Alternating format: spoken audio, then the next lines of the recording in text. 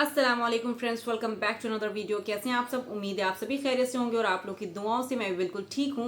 तो आज का वीडियो बहुत ज़्यादा इंटरेस्टिंग होने वाला है, तो वीडियो को लास्ट तक ज़रूर देखिएगा। तो वीडियो का टाइटल है सूरह कुरैश।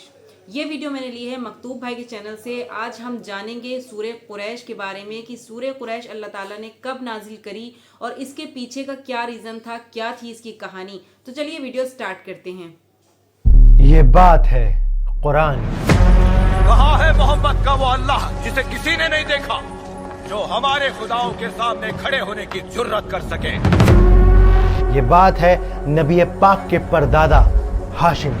मक्का वालों, मैं हूँ हाशिम अब्द मनाफ का बेटा और हम अल्लाह के घर के मुहाफिज हैं। बिल्कुल सही कहा, हम अल्लाह के घर के रखवाले हैं। किसी में हिम्मत नहीं हमारे काफिले को रोकने की।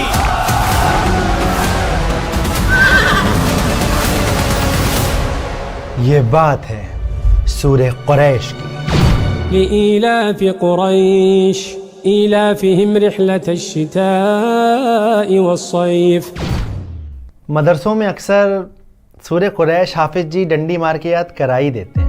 لإيلاف قريش إيلافهم رحلة الشتاء والصيف। लेकिन जिंदगी में ऐसे मौके बहुत कम होते हैं जब कोई ये बताता है कि असल में सूरह कुरैश है क्या और क्यों अल्लाह ने इसको नाजिल किया। कुरैश बड़ा घमंड करते थे अपने दौलत पर, मगर अल्लाह ने उन्हें याद दिला दिया कि ये सब उसका दिया हुआ है। क्या है सूरह कुरैश के नाजिल होने के पीछे की कहानी और कौन थे अम्र अल ऊला उर्फ हाशिम? याद है नबी के परदादा हाशिम का जमाना, मैं उस वक्त बच्चा था। और कैसे कुरैश कबीला इतना खुद गर्ज हो गया कि अल्लाह ने उसको मिसाल बनाकर कुरान में हमेशा के लिए कैद कर दिया। मक्का से पैगाम आया है, अल्लाह ने कुरैश कबीले की गफलत को लोगों के लिए सबक बना दिया है। और सबसे ज्यादा इंपॉर्टेंट, 1400 साल पहले नाजिल हुई इस सूरत का आज हमारी जिंदगी में क्या काम है, जानेंगे इस वीडियो में। فليعبدوا رب هذا البيت الذي أطعمهم من جوع وآمنهم من خوف। स्कॉलर्स कहते हैं कि सूरह कुरैश मक्का में उस वक्त नाजिल हुई जब कुरैश के सरदार अपनी दौलत का घमंड दिखाकर आप सल्लल्लाहु अलैहि वसल्लम की मुखालिफत करने लगे। हे बनु हाशिम के लोगों, एक बात मेरी समझ में नहीं आती। कौन सी बात अबू हकम, क्या समझ नहीं आता तुम्हें? मुझे समझ नहीं आता, अगर अल्लाह को पैगंबर चुनना ही था तो कुरैश के किसी अमीर सरदार को चुन लेता। पूरे मक्का में बनु हाशिम का यही मुफलिस शख्स मिला अल्लाह को। सही बात, अल्लाह किसी सरदार को नबी बना देता। और जब इन लोगों का गुरूर, इनका घमंड हद से पार हो गया, तब अल्लाह सुब्हानहू तआला ने इनको याद दिलाने के लिए कि क्या थी इनकी हैसियत, क्या था इनका मकाम, अल्लाह ने सूरह कुरैश को नाजिल किया। मोहम्मद हर जगह हमें लाजवाब कर रहे हैं और अब वो हमारे कुरैश कबीले के खिलाफ एक नई शायरी लाए हैं। कहते हैं हम नाशुक्रे हैं। शायद वो ठीक कहते हैं, सोचो जरा। क्या कहा? मैं सोचूं?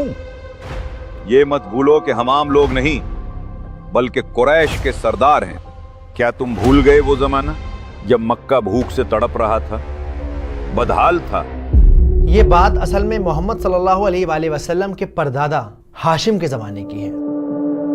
ये वो दौर था जब मक्का कहत का शिकार था, आबादी कम थी, उसके बावजूद लोग भूख से बिलख रहे थे, उनकी हर सांस अपने आप में एक सवाल थी। ये वो दौर था जब लोग इब्राहिम अलैहिस्सलाम की सिखाई तौहीद को भूल चुके थे। मक्का बुत परस्ती और शिर्क का गढ़ बन चुका था। काबा के अंदर और उसके आसपास 360 बुतों को रख दिया गया था। दिन रात लोग इन बुतों की पूजा करते, इनको अल्लाह तक अपनी बात पहुंचाने का वसीला समझते। ऐ हुबल, हमारी दुआओं का वसीला बन। ए हुबल, बच्चे भूख से मर रहे हैं, रहम कर, रहम। ये जमाना इतना मुश्किल था कि लोगों को ख्वाबों में भी रोटियां नजर आती। कल मैंने एक ख्वाब देखा, हम दोनों बैठे थे, पेट भरकर रोटी खा रहे थे और फिर सैर होकर ठंडा पानी पिया। वक्त अपनी रफ्तार से बहता रहा। मक्का वाले देवताओं की पूजा करते रहे। वो अपनी देवताओं से दिन रात भीख मांगते, उनकी इबादत करते। हमारी दुआ को अल्लाह तक पहुंचा दे। हुबल की शान सलामत रहे। मगर उनका कोई देवता काम ना आया। धीरे धीरे इंसान और जानवर मरने लगे।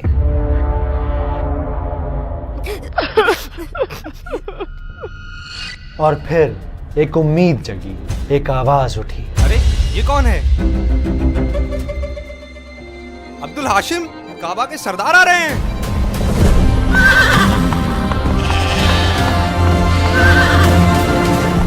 हाशिम दूर दराज इलाके का सफर करके अपने लोगों के लिए खाने का सामान लाए थे। हुजूर मेरे लिए भी। वो प्यासों की प्यास बुझाते, भूखों को अपने हाथ से रोटी तोड़ कर खिलाते। अपने लोगों की खिदमत में उन्होंने दिन रात एक कर दिया, लेकिन फिर भी भूख के बादल उन पर मंडराते रहे। हाशिम, कुछ दिन तो गुजर जाएंगे, लेकिन तुम्हें इस मुश्किल का मुकम्मल इलाज निकालना होगा। मुकम्मल इलाज यानी मक्का को एक ऐसे प्लान की जरूरत थी जिससे इस कहत को, इस भुखमरी को हमेशा के लिए खत्म किया जा सके। हाशिम सुबह शाम प्लान बनाते रहे, अपने लोगों की फिक्र में घुलते रहे। वो जगह जगह जाकर बड़े बूढ़ों से राय लेते रहे कि शायद कोई रास्ता, कोई हल निकल आए। मैं अपने लोगों को इस हाल में नहीं देख सकता। आप सब बुजुर्ग हैं मक्का के, कोई रास्ता दिखाइए। पर कोई भी इस परेशानी से निकलने का रास्ता न दिखा सका। हमारी समझ में कुछ भी नहीं आ रहा है, कैसे निकलें इस मुसीबत से। इस इलाके के बारे में तुम तो जानते हो। मक्का एक रेतीला इलाका था। वहाँ न फल पैदा होते थे, न सब्जियां, न ही सोने की खदानें थी, न हीरे की। चारों तरफ बस रेत ही रेत थी और मुट्ठी भर भूखे लोग। वो करते भी तो क्या। वक्त यूं ही गुजरता रहा। न जाने कितनी जिंदगियां मौत के हवाले हो गई। हाशिम गौर व फिक्र में डूबे रहे और फिर एक दिन उन्हें ख्याल आया कि मक्का वालों की सबसे बड़ी ताकत अल्लाह का घर काबा है। ये मैंने पहले क्यों नहीं सोचा? ये तो सबसे बड़ी ताकत है। और इसी काबा का नाम इस्तेमाल करके वो मक्का का पहला तिजारती सफर करेंगे। कबीले वालों, हम कारोबार करेंगे। सर्दियों में यमन का सफर करेंगे और गर्मियों में सीरिया का। ये क्या कह रहे हैं? ताज्जुब है। ये बात तो कभी सुनी नहीं। हद है। इस ऐलान को सुनकर मक्का वालों के होश उड़ गए। आज तक किसी ने ऐसी बात नहीं सोची थी। हाशिम का यह ऐलान असल में मौत का पैगाम था। क्या ये ऐसी बात नहीं जैसे हम खुद अपनी मौत को दावत दे रहे हों? हाँ बिल्कुल, पागलपन है, पागलपन। शाम ढलते ही डाकू हमारा माल लूट लेंगे और हमें कत्ल कर देंगे। कबीले वालों की ये बातें सुनकर हाशिम मुस्कुरा दिए। उन्होंने उन सबको समझाया कि परेशान होने वाली कोई बात नहीं। हम इस बैतुल्लाह के मुहाफिज हैं, हम पर कोई हाथ नहीं डाल सकता। बिल्कुल सही कहा, हाशिम ठीक कहता है। हम पर कोई हाथ नहीं डाल सकता। हम हैं कुरैश। असल में उस जमाने में काबा के अंदर 360 बुतों को रख दिया गया था। ये बुत अलग अलग इलाकों के, अलग अलग कबीलों के बुत थे और हर कबीला अपने बुत की पूजा करने साल में एक ना एक बार मक्का जरूर आता था। इस बार देखना, लात और उज्जा मेरे तोहफे से खुश हो जाएंगे। खास तोहफा लाया हूँ उनके लिए। हाँ, क्यों नहीं। तो अगर कोई कबीला कुरैश के काफिले पर हमला करता तो उसे इस बात का ज़रूर डर लगा रहता कि कहीं ऐसा ना हो कि कुरैश वाले उनके बुत को कोई नुकसान पहुंचा दें या उनके बुत को काबा से निकाल कर फेंक दें, क्योंकि इन दी एंड जाना उन्होंने साल में एक ना एक बार अपने बुत की पूजा करने के लिए मक्का ही था। किसी ने अगर जरूरत भी की तो निकाल देंगे उस कबीले के बुत को। हाँ बिल्कुल। और जब ये बात सबको समझ में आ गई तो कुछ ही दिनों में सफ़र की तैयारी कर ली गई। सफर लंबा है मेरे बेटे। बाबा आप फिक्र ना करें, मैं जल्द लौटूंगा, बस इजाजत दें।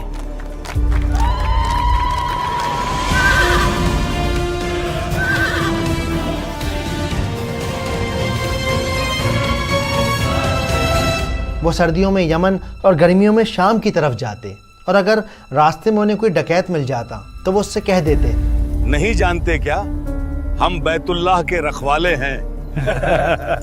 ये बात सुनकर डकैत शर्मिंदगी और खौफ से सहम जाते। मुझसे बहुत बड़ी भूल हो गई, माफ कर दीजिए। कोई बात नहीं, लेकिन आगे से ख्याल रहे। बेखौफ होकर आगे बढ़ो, पूरी रफ्तार से।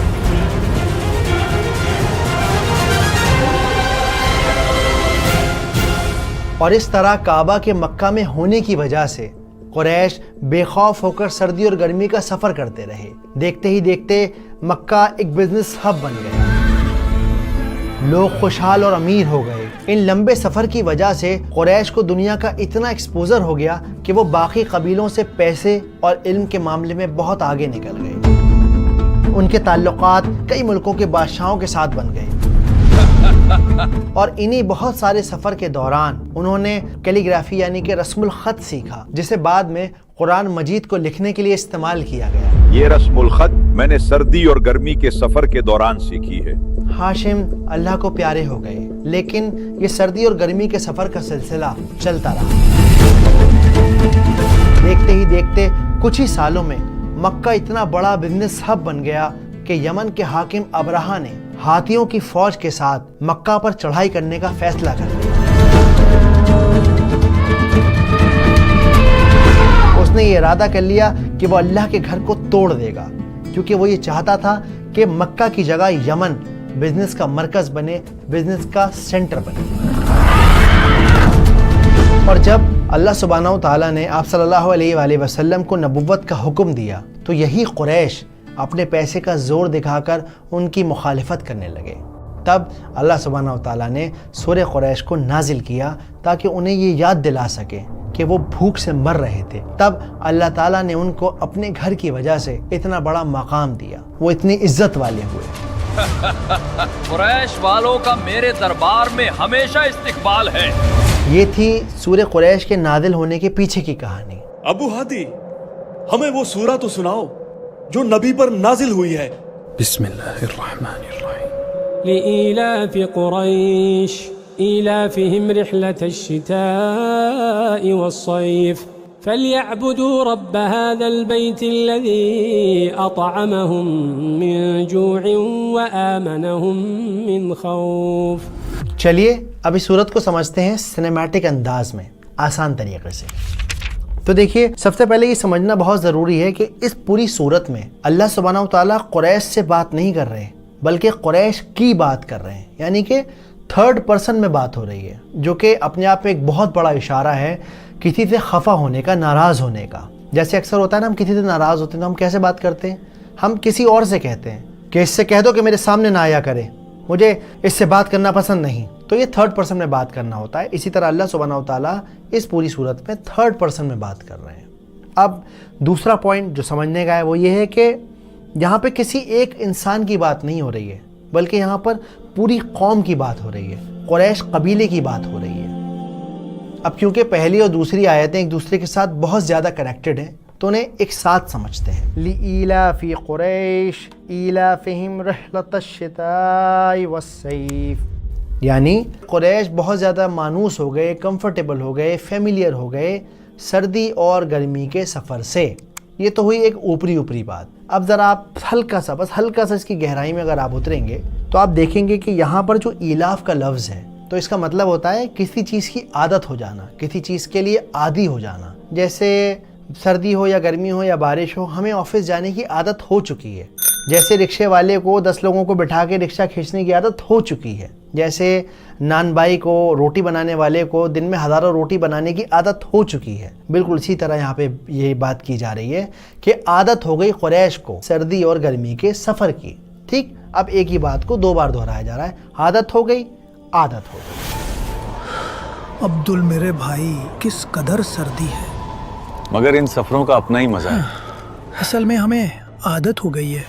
जब आप इसमें लाम को देखेंगे, जो स्टार्टिंग में यहाँ पे लाम इस्तेमाल किया गया है, इसके 2 मतलब होते हैं। पहला मतलब तो ये है कि बड़ा ताज्जुब का इजहार किया जा रहा है। अल्लाह ताला ताज्जुब करके कह रहे हैं कि ताज्जुब है, इतनी आदत हो गई कि वो अल्लाह को ही भूल गए, पहली बात। और इसका दूसरा मतलब क्या बनता है, आदत हो गई कुरैश को सर्दी और गर्मी के सफ़र की, इस वजह से उन्हें क्या करना चाहिए था कि वो अपने रब की इबादत करते या करें जो उस घर का मालिक है, काबा का मालिक है, बैतुल्लाह का मालिक है। तो जब हम इस आयत के ऊपर गौर करते हैं तो हम देखते हैं कि रहला का मतलब होता है सफ़र, और शिता यानी कि ठंड। अब सोचने की बात यह है कि यहाँ पर अल्लाह ताला ने ये क्यों कहा कि ठंड और गर्मी के सफ़र की आदत हो गई। अल्लाह ये भी कह सकते थे कि गर्मी और सर्दी के सफ़र की आदत हो गई, लेकिन यही क्यों कहा जा रहा है کہ سردی اور گرمی کے سفر کی عادت ہو گئی. ہم پر سردیاں آسان ہیں. بے خوف ہو کر آگے بڑھو پوری رفتار سے.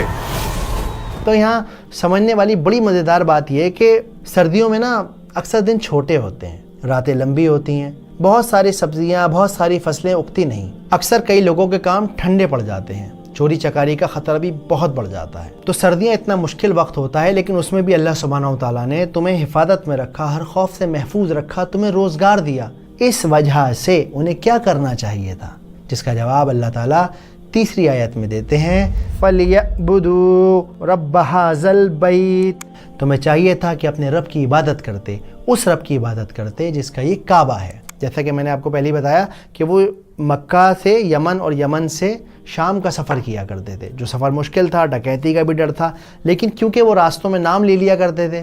نہیں جانتے کیا ہم بیت اللہ کے رکھوالے ہیں کہ بھئی ہم تو بیت اللہ والے ہیں, ہم تو اللہ کے گھر کے محافظ ہیں. تو کبھی کوئی انہیں پریشان نہیں کرتا تھا, اس لیے انہیں چاہیے تھا کہ اللہ کے گھر کی عبادت کرتے, اللہ کی عبادت کرتے, نہ کہ بت پرستی کرتے. ہماری دعا کو اللہ تک پہنچا دے, حبل کی شان سلامت رہے. اب یہاں پہ جو فے کا استعمال کیا گیا ہے وہ اس بات پر زور دے رہا ہے کہ ویسے تو اللہ تعالیٰ نے بندے کو بے انتہا نعمتوں سے نوازا ہوا ہے, سانس آ رہی ہے, جا رہی ہے, جسم اپنا کام کر رہا ہے, لیکن چلو کوئی بات نہیں, تم ناشکرے ہو گئے تو ہو گئے, کوئی نہیں, پر کم سے کم اس نعمت کو تو یاد رکھتے. یہ نعمت جس کا تم نام لے لے کے بار بار سفر کیا کرتے تھے, یہ فا اس بات کو ظاہر کرتا ہے. اب جب اگلی بار آپ نماز میں پڑھیں, اس آیت کو ریسائٹ کریں, اس سورت کو ریسائٹ کریں, تو یاد رکھیے کہ یہ کوئی مزے کی بات نہیں ہو رہی, یہ ایک ہیوی بات کی جا رہی ہے, ایک فیور اللہ تعالیٰ یاد دلا رہے ہیں. تو ایسے نہیں کہ لیلا فی قریش, نہ, آپ کو اسے زور سے اور زور لگا کے محسوس کر کے پڑھنا ہے کہ اس میں ایک وزندار بات ہو رہی ہے. لیلا فی قریش ایلافہم رحلۃ الشتاء والصیف, کہ تعجب ہے کہ اللہ تعالیٰ نے تمہیں اتنے فیور دیے, اتنا احسان کیا, اور تم بھول گئے اس کو. تمہیں چاہیے تھا کہ اس کی عبادت کرتے, اس رب کی جس کا نام لے کے تم اتنے بڑے بن گئے. کعبہ کے رکھوالوں کا میرے دربار میں ہمیشہ استقبال ہے. اب جب آپ صلی اللہ علیہ وآلہ وسلم کی ہم سیرت کو دیکھیں گے, ساری زندگی کو دیکھیں گے, اور ابراہیم علیہ السلام کی زندگی کو بھی دیکھیں گے, تو آپ کو پتہ چلے گا کہ سارا کا سارا معاملہ, وہ سارا راز اس تیسری آیت میں ہی چھپا تھا. آپ صلی اللہ علیہ وآلہ وسلم نے ساری زندگی لگا دی کہ بندہ اپنے رب کی عبادت کرے, ایک توحید پہ رہے, ایک رب کی عبادت کرے. اللہ اور بندے کے درمیان اور کوئی نہیں, بندے کو ہاتھ پھیلانے, اپنے رب سے دعا مانگنی ہے. بیچ میں یہ سوچنا ہی نہیں کہ میری بات رب تک کیسے پہنچے گی, وہ رب کا بنایا ہوا بندہ ہے تو اس کی بات رب تک پہنچے گی ہی پہنچے گی. اس لیے فَلْيَعْبُدُوا رَبَّ هَذَا الْبَيْتِ ایک بہت امپورٹنٹ آیت ہے جو توحید کا مطلب سکھاتی ہے, جو ہمیں یہ بتاتی ہے صرف اور صرف اپنے ایک رب, ایک اللہ کی عبادت کرنی ہے. تو اب جب ہم تینوں آیتوں کو ملا کے پڑھتے ہیں تو کیا بات سمجھ میں آتی ہے کہ اللہ تعالیٰ کہتے ہیں کہ تعجب کی بات ہے, قریش کو اتنی زیادہ عادت ہو گئی سردی اور گرمی کے سفر کی کہ وہ اپنے رب کو ہی بھول گئے. انہیں چاہیے تھا کہ وہ اپنے رب کی عبادت کرتے, اس رب کی جس کا یہ گھر ہے. اللہ اکبر. اب یہاں ایک سوچنے والی بات ہے کہ قریش تو یہ بھی کہہ سکتے تھے کہ ارے بھائی کس اللہ کی عبادت کریں, کون سا اللہ, ہم نے تو کعبہ کے اندر 360 بتوں کو رکھ رکھا ہے, بتاؤ کون سے کی عبادت کرنی ہے. تو اس کا جواب اللہ سبحانہ و تعالیٰ چوتھی آیت میں دیتے ہیں. کیا ہے چوتھی آیت؟ الذی اطعمہم من جوع وآمنہم من خوف. اب یہاں پر جو الذی کا لفظ ہے وہ اصل میں ایک انٹروڈکشن ہے. اللہ تعالیٰ اپنے آپ کو انٹروڈیوس کر رہے ہیں کہ وہ رب, کون سا رب, جس نے تمہیں کھانا دیا جب تم بھوکے تھے. اب جو کا جو مطلب ہوتا ہے, یہ ہوتا ہے بہت زیادہ بھوک, ایکسٹریم ہنگر. خوف یعنی ڈر, خطرہ, کسی بھی بات کا خطرہ, جیسے قریش کو خطرہ تھا کہ کہیں راستے میں مال لے کے نکلے تو لوٹ نہ لیا جائے. ٹھیک ہے, اب اس پوری آیت کو ایک بار فٹافٹ جلدی سے سمجھ لیتے ہیں کہ قریش بہت زیادہ مانوس ہو گئے, بہت زیادہ کمفرٹیبل ہو گئے سردی اور گرمی کے سفر سے, جو کہ ایک مشکل سفر تھا. تو انہیں چاہیے تھا کہ وہ اپنے رب کی عبادت کرتے, وہ رب جس نے انہیں کھانا دیا جب وہ بھوک سے تڑپ رہے تھے, وہ رب جس نے انہیں سیفٹی دی جب وہ بہت زیادہ خطرے میں تھے. بچے بھوک سے مر رہے ہیں, رحم کر, رحم. اب سمجھنے کی بات یہ ہے کہ یہ تو 1400 سال پرانی صورت ہے, اس کے اندر قریش کی بات ہو رہی ہے, میرے کس کام کی ہے یہ, میں نے کیا اس سے سیکھنا ہے؟ لیکن کیونکہ قرآن اللہ کا کلام ہے اور وہ ساری امت کے لیے تا قیامت نازل کیا گیا ہے, تو آج ہماری زندگی میں اس کا ریلیونس یہ ہے کہ سورہ قریش ایک آئینہ ہے جو ہمیں یہ سکھاتا ہے جب آپ اللہ تعالیٰ آپ کو نعمت دیتا ہے اور آپ غفلت کا شکار ہو جاتے ہو تو آپ اصل میں قریش کی قوم والے راستے پر چلنے لگتے ہو. جیسے مثال کے طور پہ آج سے 5-10 سال 15 سال پہلے شاید آپ جس پلیٹ میں کھانا کھا رہے ہیں اسے خریدنے کی حیثیت نہیں ہوگی. شاید آپ کرائے کے مکان میں رہتے ہوں گے تو آج آپ کا اپنا مکان ہو گیا ہوگا. شاید آپ کو جتنی اچھی ایجوکیشن ملنی چاہیے تھی اتنی نہیں ملی, لیکن آپ کے بچے آپ سے بھی زیادہ اچھی ایجوکیشن حاصل کر رہے ہیں. تو اللہ تعالیٰ نے آپ کی لائف کو کمفرٹیبل کر دیا. اب آپ کو کیا چاہیے؟ آپ کو چاہیے کہ اپنے رب کو جاننے کی کوشش کریں, اس کے ناموں کو جانیں, اس کے نبیوں کو جانیں, اس کی کتاب کو پڑھیں. لیکن آپ اور ہم اکثر کیا کرتے ہیں, اجی اب پیسہ آ گیا ہے تو ایسا ہے گاڑی تھوڑی بڑی لے لیتے ہیں, اور ایک شہر میں بھی اپنا فلیٹ ہونا چاہیے. ایک تو ہے, ایک اور اس سے ماشاءاللہ کرایہ آئے گا. تھوڑا زیادہ پیسہ آ گیا تو جی صاحب اب چیئرمینی کا الیکشن لڑا جائے گا. پیسہ تو ہے لیکن اب پاور بھی چاہیے. رات میں آپ کا اپنا گڈن اس بار چناؤ میں کھڑا ہو رہا ہوں. تو جس طرح سے اللہ سبحانہ و تعالیٰ قریش کے اوپر تعجب ظاہر کر رہے ہیں, مجھے یہ میری سمجھ ہے کہ ایک دن ایسا آئے گا کہ آخرت کے میدان میں ہمارے اوپر تعجب کیا جائے گا کہ بتاؤ کیا لوگ تھے, انہیں کھانے کو دیا, پینے کو دیا, بہتر زندگی دی, بہتر شہر میں پیدا کیا, لیکن یہ اپنے رب کو بھول گئے. اپنے بچوں کی طرف, اپنے ماں باپ کی طرف نظر اٹھا کے دیکھیے. آپ کے اور ان غزہ میں مر رہے لوگوں کے بیچ صرف اتنا فرق ہے کہ وہ غزہ میں پیدا ہوئے اور آپ یہاں پیدا ہوئے ہیں. آپ آرام سے ویڈیو دیکھ سکتے ہیں, وہ آرام سے چین کی سانس بھی نہیں لے سکتے. تو اگر آپ کو یہ نعمت ملی ہوئی ہے نا, تو اس کے پیچھے صرف اور صرف اور صرف اور صرف اللہ سبحانہ و تعالیٰ کی رحمت ہے. اس لیے کوشش کیجئے اپنے رب کو جاننے کی, اس کے کلام کو پڑھنے کی, کیونکہ زندگی بہت مختصر ہے, بہت چھوٹی ہے, پتہ نہیں کب بلاوا آ جائے. تو اس کو یاد کریے اس سے پہلے وہ آپ کو یاد کر لے. اگر آپ غزہ کے لوگوں سے محبت کرتے ہیں لیکن ان کے بارے میں کچھ نہیں جانتے تو اس ویڈیو کو جا کر دیکھیے. اس میں نے سارے فیکٹ اور ثبوتوں کے ساتھ ایکسپلین کیا ہے کہ غزہ پہ ہونے والا یہ ظلم کب شروع ہوا. امید کرتا ہوں بات سمجھ آئی ہوگی, ویڈیو پسند آئی ہوگی. آخر میں آپ سے ایک دو باتیں کرنا چاہتا ہوں. یہ کتابیں دیکھ رہے ہیں آپ, یہ ساری آسان ترجمہ, تفہیم القرآن, تذکر القرآن, رحیق المختوم, کلام پاک. اگر آپ نے ہماری ساری ویڈیوز دیکھ لی ہیں تو آپ نے, آپ کے بچوں نے, آپ کی فیملی نے, اور جو بھی لوگ یہ ویڈیوز دیکھ رہے ہیں ان لوگوں نے ان سب کتابوں کے کم سے کم 100-120 پنے پڑھ لیے ہوں گے. کیونکہ ہم جو بھی ویڈیوز بناتے ہیں وہ ان کتابوں کا سہارا لے کے اور بھی بہت ساری کتابوں کا سہارا لے کر بناتے ہیں. میرا یہ مقصد ہے کہ ہم قرآن کو اتنا مزیدار اور اتنا آسان بنا دیں کہ ہماری نسلیں, ہماری آنے والے بچے اسے بڑے آسان طریقے سے سمجھ سکیں. میڈیا کی پاور کا ہم سب کو اندازہ ہے, ہم سب جانتے ہیں کہ میڈیا کیا کیا کر سکتا ہے, لیکن اس کے باوجود کیوں نہیں ہے ہماری اپنی میڈیا پریزنس؟ کیونکہ ہم ابھی تک انہی مسئلوں میں پڑے ہوئے ہیں. ارے فلانی چیز صحیح نہیں ہے, فلانی چیز خراب نہیں ہے. زمانے کے ساتھ چلنے کی بہت زیادہ ضرورت ہے. اس وقت کے لیے, اس دور کے لیے بہت بہت بہت بہت زیادہ ضرورت ہے کہ آپ خود بھی پڑھیں, اپنے بچوں کو بھی پڑھائیں اور دین کو سمجھیں, تاکہ جب آپ آخرت میں ان سے ملاقات کریں تو آپ سب ساتھ ہوں جنت میں, اللہ کے آگے آپ کو شرمندہ نہ ہونا پڑے. تو اگر آپ ہمارے اس مشن کو سپورٹ کرنا چاہتے ہیں تو اس QR کوڈ کو اسکین کر کے آپ ہماری کمیونٹی کا حصہ بن سکتے ہیں. یہ کمیونٹی اس لیے ہے تاکہ آپ لوگ AI کو سمجھ سکیں, ہم لوگ کچھ باتیں کر سکیں, ایک سیم آئیڈیالوجی کے لوگ ایک ساتھ مل کر آ سکیں. لوگ مجھے کامنٹ کرتے ہیں کہ بھائی آپ کی کمیونٹی جوائن کرنے سے ہمیں کیا فائدے ہوں گے اور ہمیں اس کے علاوہ اور کیا کیا پرکس ملیں گے. میں ان سے پوچھنا چاہتا ہوں کہ یہ بہتر نہیں کہ دنیا کا مال پکچریں دیکھنے میں جائے لیکن تمہارا مال کا ذرا سا قطرہ اس آنے والی نسل کے سدھار میں لگ جائے. یاد رکھیے, we are the builders of the آخرہ and this is the place where we build it. ہم آخرت بنانے والے لوگ ہیں. اس دنیا میں ہمیں آخرت کو بنانے کے لیے بھیجا گیا ہے اور یہ وہ جگہ ہے جہاں اسے بنایا جائے گا. جزاکم اللہ خیر. السلام علیکم. لإيلاف قريش إيلافهم رحلة الشتاء والصيف.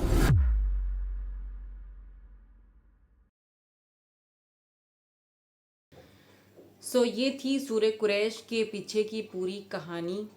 بہت اچھی ویڈیوز بنا رہے ہیں مکتوب بھائی, اور مجھے ویڈیوز دیکھ کے بہت اچھا لگتا ہے. اور اس طرح سے ہمیں اچھی خاصی نالج بھی گین ہوتی ہے. ہم جن صورتوں کو نمازوں میں پڑھتے ہیں ڈیلی کے حساب سے، ہم 5 وقت کی نماز میں ان صورتوں کو پڑھتے ہی پڑھتے ہیں، لیکن ہمیں ان کا ترجمہ نہیں پتہ ہوتا، ہمیں اس کے پیچھے کی ڈیٹیل نہیں پتہ ہوتی ہے.